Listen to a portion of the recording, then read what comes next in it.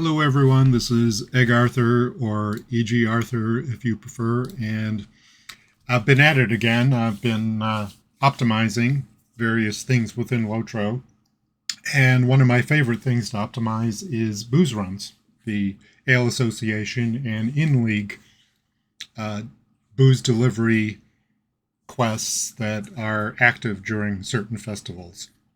So this particular one is sort of a niche set of constraints on booze runs. There's lots of different ways to do booze runs and different sets of constraints and frameworks and assumptions. But this is a unique set of assumptions that I refer to as Treebeard, Enedwaith, and Hardcore. And I'm going to go through each one of those terms with a short slideshow here that I'll try to whip through as quickly as possible so as not to bore everybody to death before I even get started. But as to the first one, Treebeard, probably most people know that is a legendary server. That is the slow progressing legendary server. And legendary servers are VIP only, so everything that is inherent with the VIP account status is active on Treebeard, which is swift travel is unlocked. Everybody has swift travel there.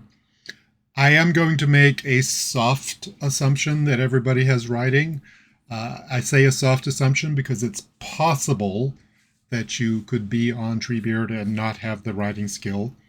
But if you're doing booze runs, which any kind of booze run requires at least a character in the level 40 to 50 range, that means that you had the opportunity to do that quest at level 20, very short quest, that gives you the riding skill. So if you don't have the riding skill and you're gearing up to do booze runs, then basically that's just abstinence. So I'm going to assume everybody has riding. Another thing that VIPs get is access to all quest pack content. And that's of particular relevance here because there are two quest packs that haven't been given away free yet by any coupon code. And that is Rangers in Ruins, otherwise known as the Angle of Mathaithel, and Yondershire. In the future, in the far future, Treebeard will presumably get Vales of Anduin quest pack, and then the Birninghus Port is very useful for booze runs, but that's in the far future. The only reason I mention it is because I do use the Birninghus Port for some of my other runs that I do on other servers. So look out for that one. So the second term is Enedwaith, and the reason I add that qualifier is because Enedwaith and Mirkwood were just released on Treebeard. This video was made the day after the release. The release was on the 29th, the video was made on the 30th, and along with that release, the level cap on Treebeard was raised to 65. All right, so now we get to this term hardcore, which can mean all sorts of things to all sorts of different people. But here's my proprietary, eccentric, unique definition of hardcore for these purposes. First of all, it's solo. No help from anybody else. Secondly, it's class agnostic. There's no class-specific travel skills allowed or class-specific movement speed buffs allowed. No mount speed faster than 62%. Let's keep it slow here. This is Treebeard after all.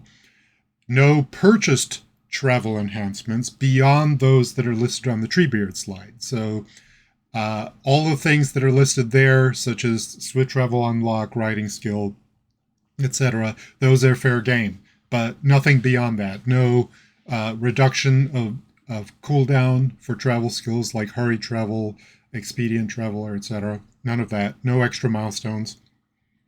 I'm also not assuming that you have a kin house. I am assuming that you have a house. either a house or a kin house, but not both. Because, having a house is not hard to do.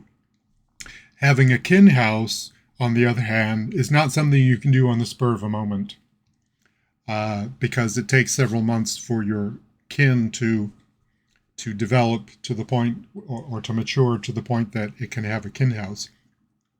Now, some people may have a kin house and not have a personal house. I suppose that's possible. So I'm going to assume one of those, but not both. Another thing is no travel enhancing buffs. And that includes from gear or from consumables. If you've ever seen the hustle buff, which is a movement speed buff, that usually comes from your gear. It's like plus 8% or something. None of those are allowed. And then we get to the big can of worms called consumables. And this is a difficult subject because there's lots of different ways that consumables can be used. But here's my very carefully worded qualification here. The only travel-enhancing consumables that are allowed are those which, considering the character acting alone, can be acquired via quest rewards and or barter, and which can reasonably be expected to benefit all booze runs throughout the course of the year. Now, there's about somewhere in the neighborhood of 113 days of the year where you're able to do booze runs. That's 5 different festivals, roughly 20 to 25 days each. So if you can provide enough consumables to supply all of those booze runs, then it's fair game. But if it's just something that you can only squeak out a few consumables reasonably, then I'm not going to accept that, because I don't want to recommend something in a video that you can only use some of the time. Further clarification in the next sub-bullet point. This carefully worded qualification here covers consumables which you use towards acquiring permanent travel skill upgrades. In other words, you could use a consumable to gain rep, and then with that rep, you could barter, or having acquired that rep, attained that rep standing, you could barter for a rep port, which then benefits all of your booze runs from that point forward. So that's fair game. That use of consumables is fine because it's benefiting every single booze run. If it's something that gets used up, though, on every single run, it's not a permanent thing, then it's only acceptable if it can be acquired in sufficient quantity to benefit every booze run.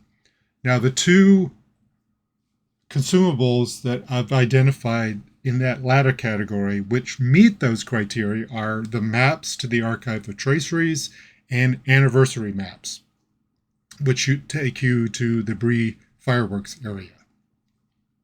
The maps, the Archive Tracery maps, Tracery Archive maps are 200 ancient script each, if you obtain them via barter, and the anniversary maps are 1 anniversary token each. And the short answer to the question, is it reasonable to think that you can get 113 anniversary maps a year? And the answer is yes. And I'll go into more detail when we get to that point of the video. As far as the tracery maps, however, for Treebeard, I'm ruling those out. I'm excluding those.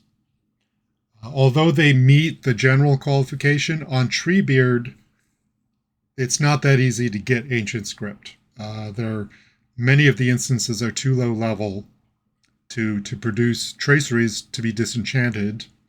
Many of the quests don't provide legendary item XP, so you can't grind the reward track as much. There aren't as many heritage runes, or if there are heritage runes, the minimum level to use them is so high that they're not available yet. So there just isn't as much ancient script on Treebeard available as it is on other servers. So I'm going to exclude those for this route. And last last little side note, the Hobnanigans tokens I'm excluding also because as an extension of the solo criterion, you'll note that phrase, considering the character acting alone. Every Hobnanigans token is acquired through group effort. You can't do a Hobnanigans match by yourself. So I'm going to exclude it on that basis. Even though they're not bound and you could buy them from the auction house, they are acquired via quest through group effort and therefore must be excluded. Right, so now I'd like to talk about the Life Beyond the Shire video from Spring Festival.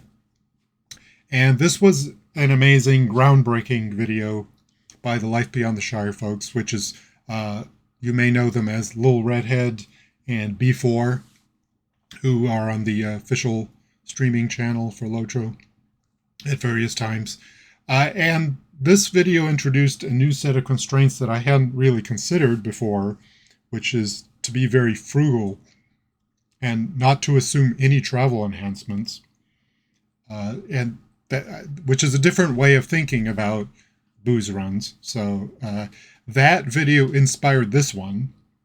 I'll just admit that straight up. And in fact, I'll even go so far to say that this video wouldn't have been possible without the Life Beyond the Shire video.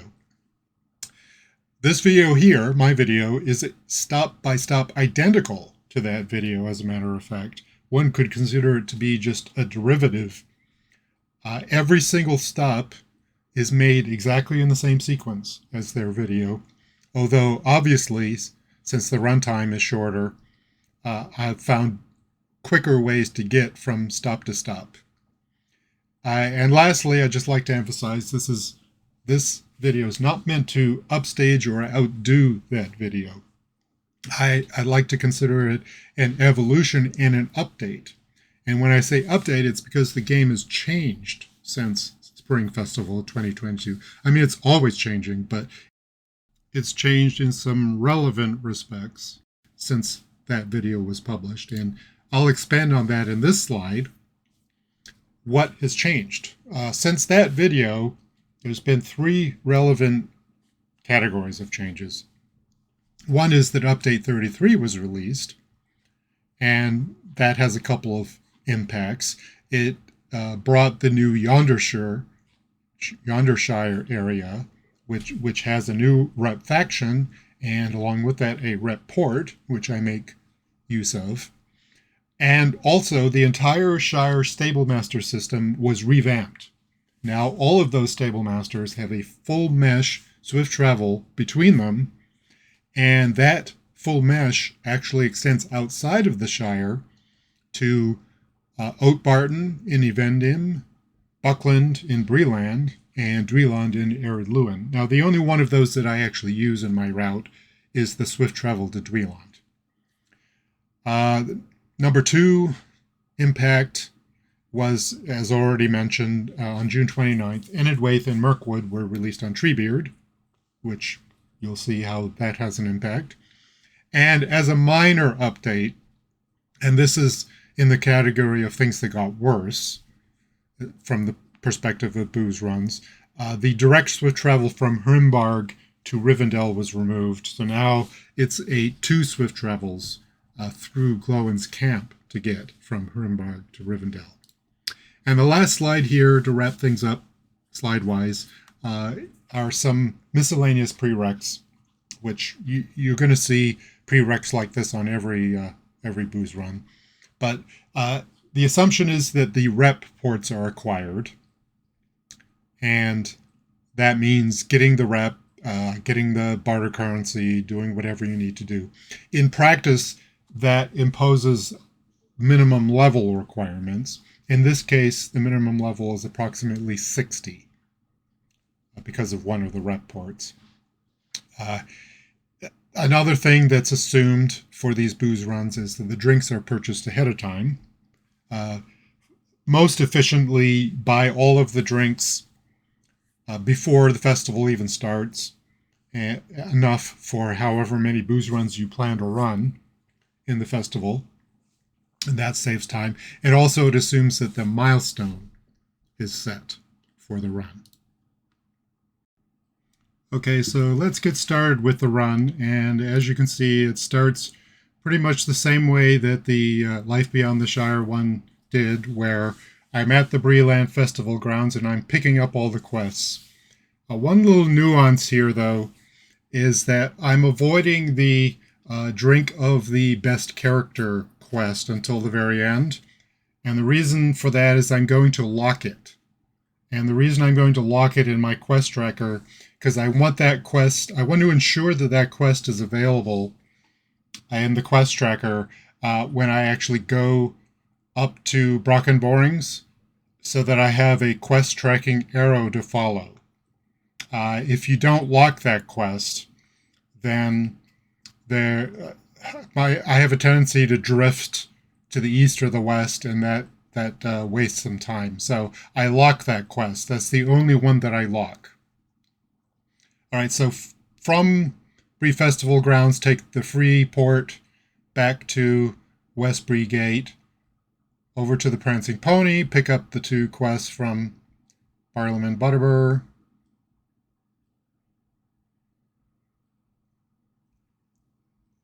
And let's head back to the festival grounds.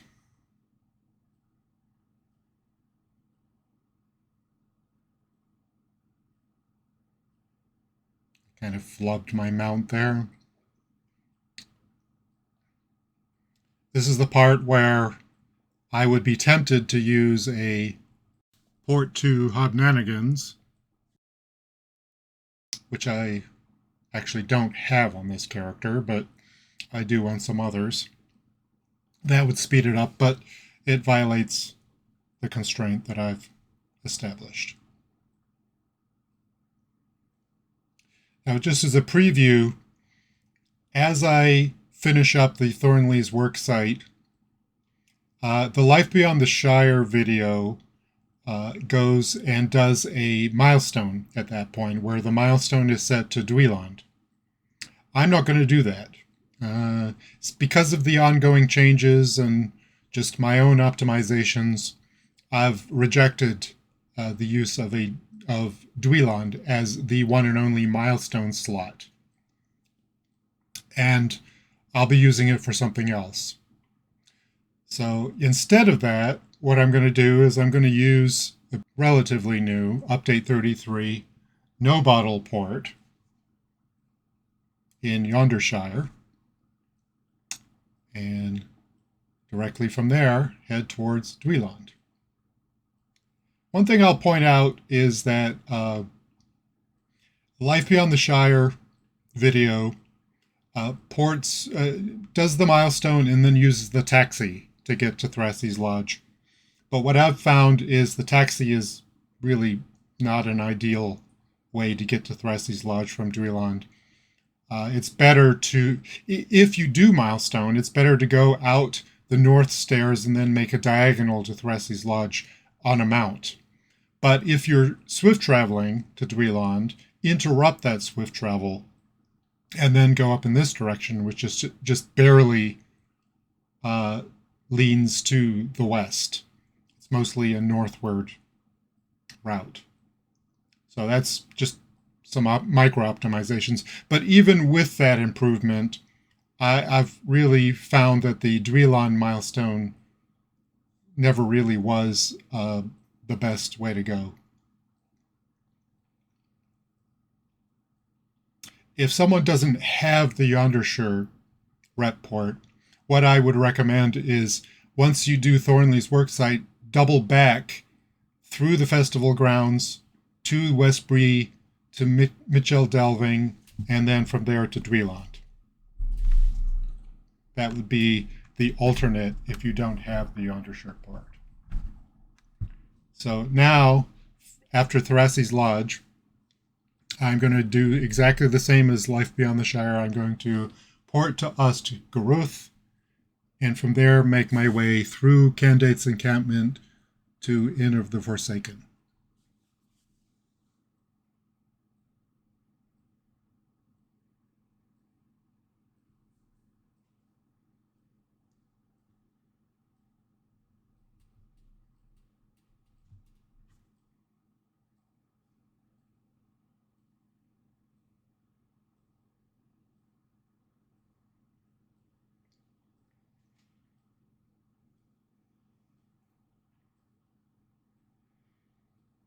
Not much to say here, but once I'd start doing the fade in, a little micro optimization, interrupt that swift travel as you get to that second boulder there, and then quickly mount back up again, hopefully a little more quickly than I did just there, and head over. That's a little faster than waiting for the entire fade in, because the fade in takes you in the opposite direction from the Inn of the Forsaken.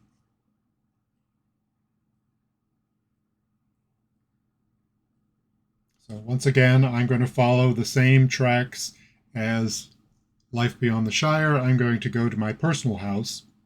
I think my personal house in Bree-land is not quite as close as Affendale's was in the Shire, but it's not that far away. You do have to take care not to get dismounted at that particular point. There's a little stepping stone there that you can jump onto to avoid that. Off to Michel delving. Michel from the Old English or Middle English meaning large. So this is the large delving as opposed to little delving. Just a pronunciation note.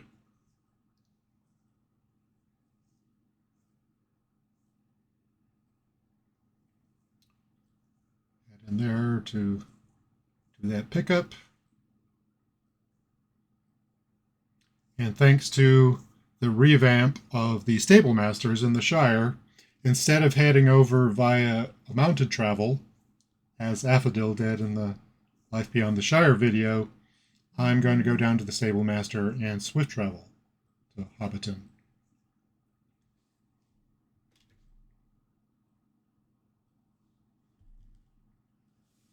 Saves a little time. Thank you, Update 33.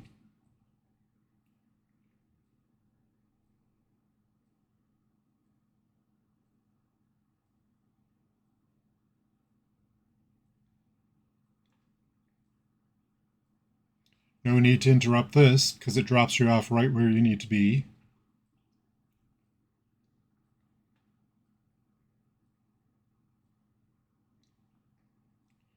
Do that pickup.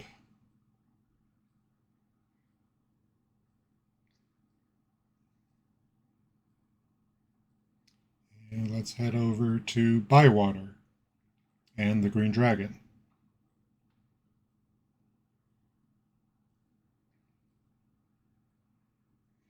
One thing I'll just mention while I'm heading over there, in most cases, you can do your mount-dismount command as you're going through a portal, including going through a door. However, in the Shire, what I've noticed is that that's much trickier than it is in other places. If you hit that dismount command while you have that loading screen, you're more likely than not going to either get the message that you can't mount because it thinks you're still indoors, or it's too early or it's too late, and there's a spot in that whole sequence where you can't mount, so you miss your mount, and then you have to realize that you missed your mount command and mount. So it's really tricky in the Shire. I don't know why the Shire is different in that regard. Most places you can do your mount while you're going through the portal, but in the Shire it tends to be dicey. So I usually just wait until I'm all the way through the door and the loading screen has disappeared before I do my mount command.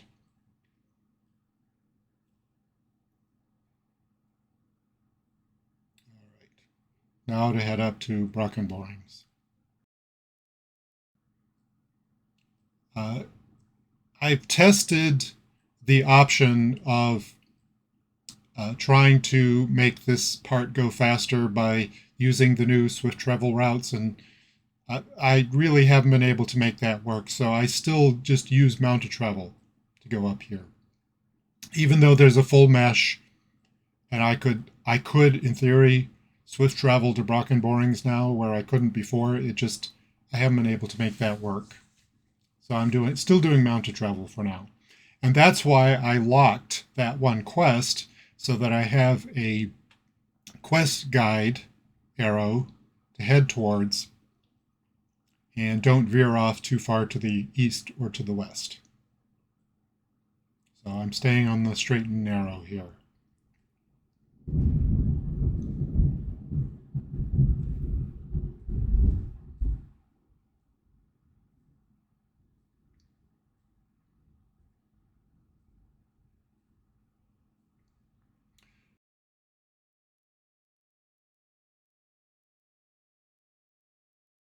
This is one of the more boring parts of the route.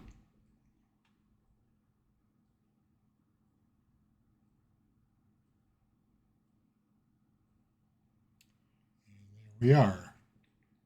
Should be the plow and star should be right there. And yay, I didn't break my legs this time.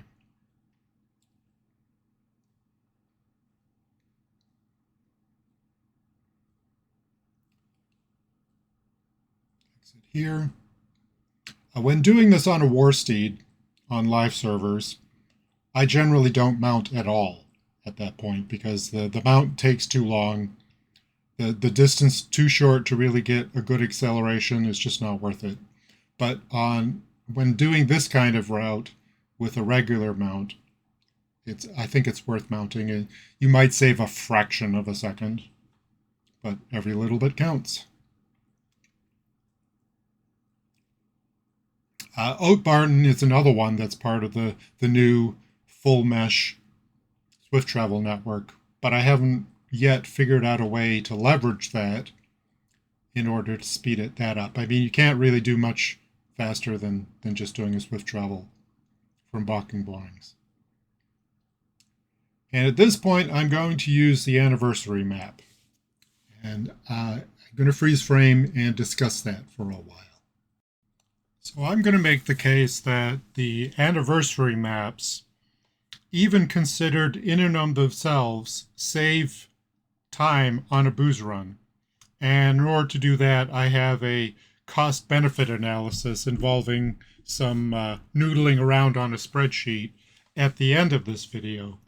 However, while I have the freeze frame here, I also want to touch on another aspect, and that is the asynchronous nature of what anniversary maps give you. And by asynchronous, another word for that is time shifting. Means you can expend some time acquiring these maps that is different from the time at which you're actually doing the runs in real time and using the maps. And the reason that I think that's important is because not everybody has the time available when they need it to do booze runs, especially if you have a lot of alts. Take, for example, if you're trying to run this on 6 different alts and it's during the week, you're working or going to school, you're commuting, you're eating, you're doing housework, you're dealing with children or pets, etc., etc., you may not have a lot of time available on that day to do 6 booze runs, if that's your goal.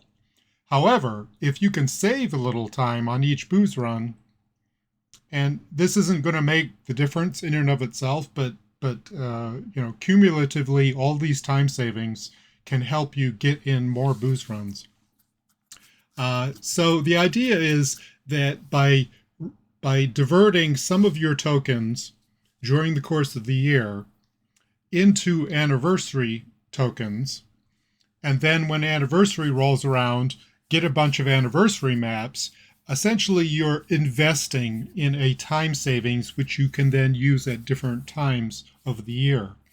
Another example, in addition to the work week example that I just gave, is people who are seasonal workers. They have jobs that are seasonal, like, for instance, someone who's in farming or entertainment or a teacher, any kind of education thing. Part of the year, they're likely to be extremely busy, and other parts of the year, they might not be nearly as busy, and they have more free time on their hands. So during the free times, do a bunch of booze runs during the festivals that come up, stack up a bunch of tokens or festival boxes. Then when anniversary rolls around, buy a bunch of maps to supply you for other times of the year where you might be more pressed for time. So I just like to make that time shifting point in addition to the cost benefit analysis that I include at the end of the video. So that's the scoop on the use of the anniversary map, and hopefully that's convincing to some folks. Maybe not. But here we are, back in Bree, and spending a few seconds to get to the stable master. But once we're there, we can go directly to Surikaila.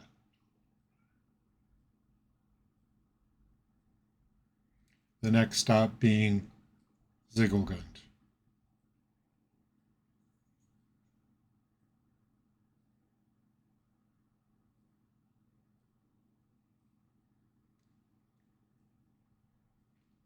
Gotta love that long fade in for Surikaila.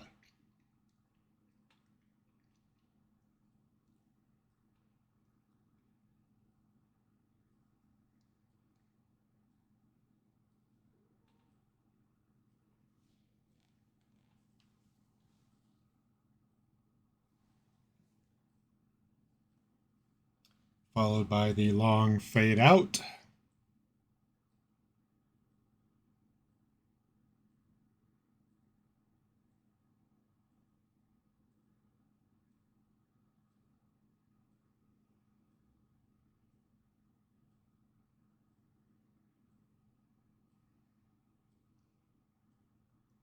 And the long fade in. I don't know what they were thinking when they did these swift travels, but it's quite annoying and a challenge for those of us who like to optimize. One thing I'll note in passing is I'm not using the Fateful Toolkit, so I'm only getting one token for each of these quests. I do have a Fateful Toolkit, but it's on another server in another character, who also happens to be named MacArthur. All right, so now the big reveal. I've set my milestone to O'Hare in Angmar. I found this to be the most effective in terms of saving time. And since Angmar loading screens tend to be on the long-ish side, usually it makes sense to do your mount command. And so you can be mounting while that loading screen is up there. Right? So now, after O'Hare, I'm going to use my brand spanking new, and I literally mean brand spanking new because I got this rep port on the same day for the first time as I made this video. So this is the rep port for Algreg, Men of Enedwaith. And it's pretty much the fastest way to Rivendell other than perhaps Ost Guruth. Rivendell Stables, to be exact. Because you port directly to the stable master. No fade in, and then you can swift travel directly to Rivendell. So it is a very handy port and a nice addition now that Treebeard has that content. Where I'm going, of course, is Hrimbarg, and on other servers, it would be even faster to use the Björninghus port to Vegbar and then to Hrimbarg. But obviously that's not available on Treebeard, so the next best thing is the Enedwaith port to Rivendell, to Glowin's Camp, to Hrimbarg. And don't you just love being snowblind, almost? Wrap up that delivery. As I mentioned in the slideshow, they removed the direct swift travel to Rivendell. So now you have to wind your way through Glowin's camp to get back to Rivendell.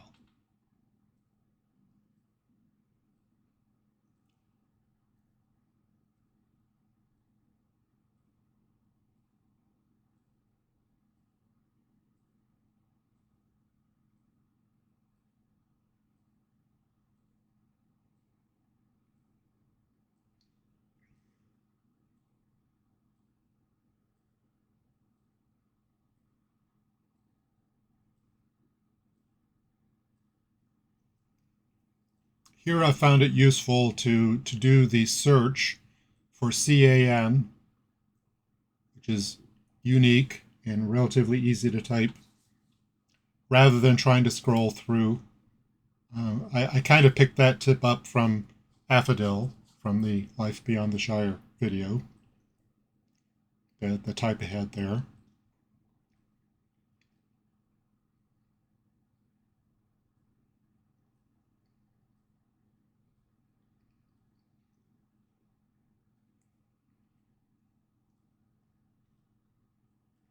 Make that jump between the trees, hit that platform, make that turn. That turn is a lot of fun on a war steed, let me tell you. On this kind of mount, not a big deal. Now, at that point, if I were using a map to the Archive of Traceries, I would use it right there. I would travel to the archive, turn around out the door, jump off the balcony, turn around again, and head into the Hall of Fire. That fall causes about a 5-second breaking of legs, but by the time you get through the portal to the Hall of Fire, you're not gimped anymore, so it really doesn't cost you much time, and it ends up overall being faster than going all the way around and down the stairs. So, but since I have eschewed the use of the Tracery Archive map, I'll make my way into the Hall of Fire the old-fashioned way.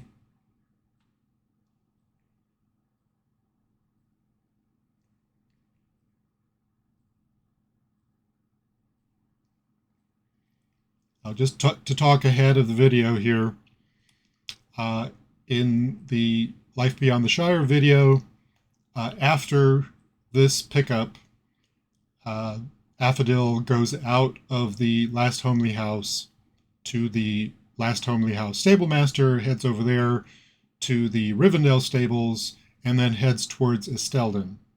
But instead, I've chosen to use my West Bree-port, and from there to Esteldon.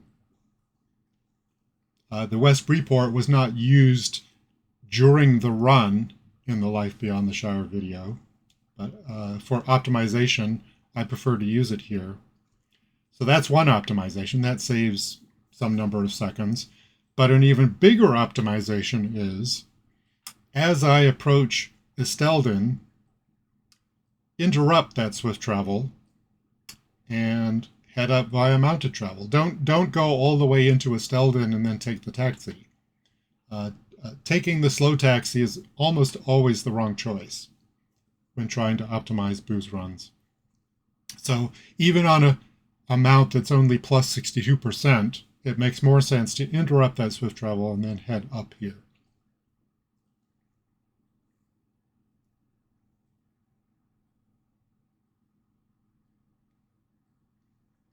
Save some time.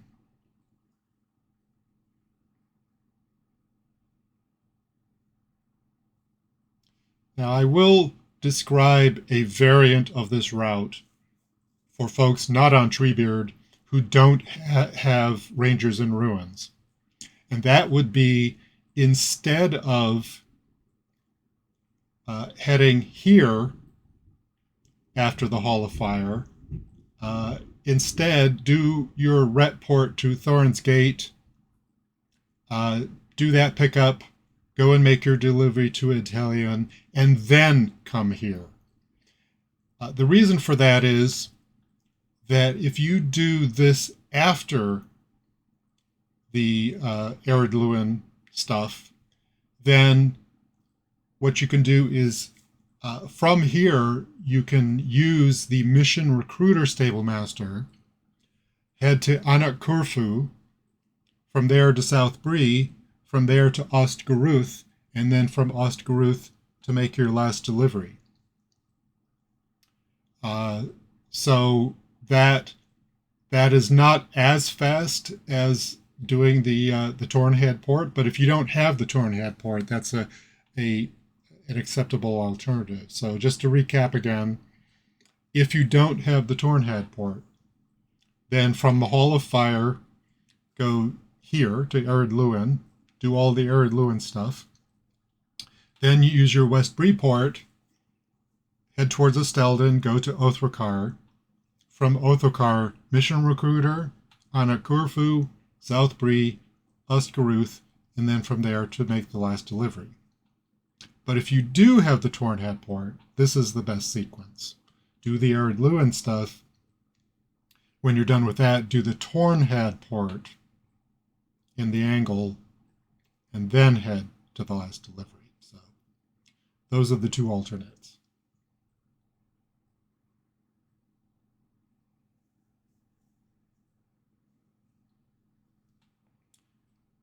Now, historically, I've always gone up the stairs for this delivery, Edhellion delivery, even on a Worsted.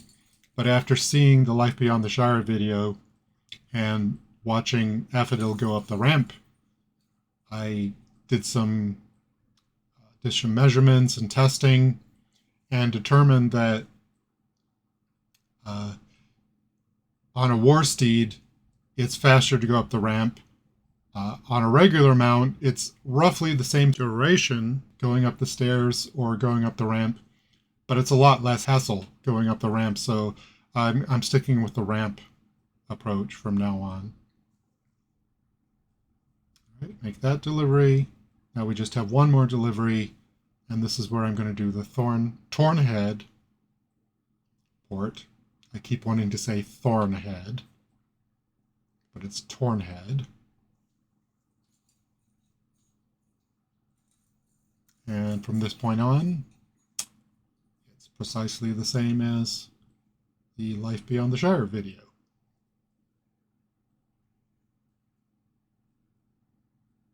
Take the swift travel to the last bridge. Let it complete. And head down to Ost Hare.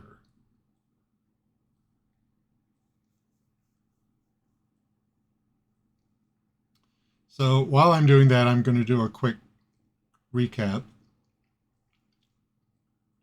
The big headline thing is that I've switched the milestone from Duillond to Oghare, and using alternate methods to get to the Thrasi's Lodge delivery. Either the new Yondershire port, and then towards Duillond, and then up from there. Or if someone doesn't have the Yondershire port, to double back from Thornley's Worksite through the festival grounds, Bree, Michel delving, and then to Duillond. Right. Another difference is after the Michel delving pickup, take the swift travel to Hobbiton, which is new, and hopefully it's obvious. From Oatbarton, do all those deliveries through Oatbarton.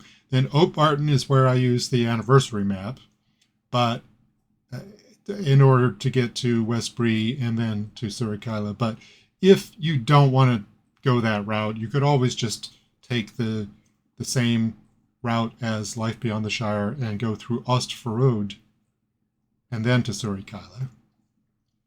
That will cost you about 30 seconds. From Surikaila, once I'm done with the Ziggelgen delivery, then I use my milestone, which is set to Oghare. From Oghare, I'm going to use my Enedwaith port. My brand new, recently acquired, recently possible Enedwaith port to get to Rivendell, from Rivendell to Glowin's Camp to Hrimbarg, back from Hrimbarg to Glowin's Camp to Rivendell, back at Candaith, back to Last Homely House, Hall of Fire, and then I use my West Bree port. This is differing from Life Beyond the Shire. Towards Estelden, but interrupt that swift travel. Head up to Othrakar, and from that point on, it's same as Life Beyond the Shire video. Just take the rep port to Thorin's Gate. Do the pickup from the Thorin's Gate Inn. At Hellion delivery. Then port to Tornhad. From Tornhad, take the swift travel towards Last Bridge, or to the Last Bridge, and then from there, head all the way down into the last delivery down in the Lone Lands.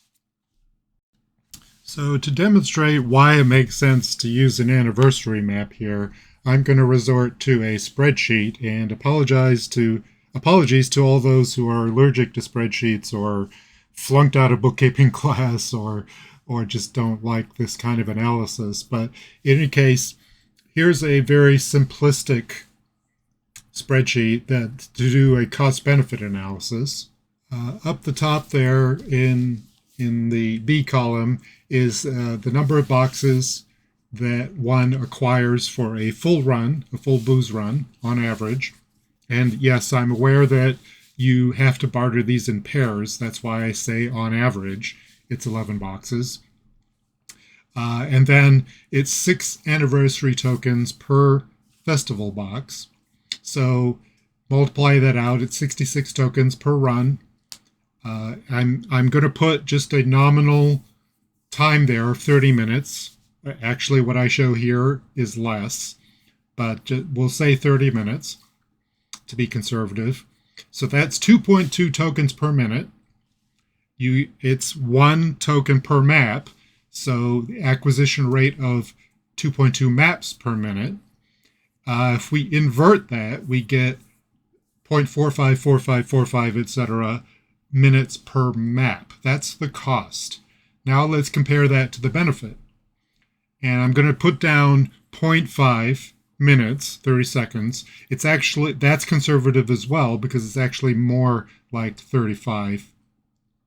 So if you do the math on that, the percentage advantage of using a map is about a little over 9%, which is not that impressive. All right, but let's change things up. This is one of the advantages of using a spreadsheet, is you can just change things on the fly. Let's say I'm using the Fateful Toolkit.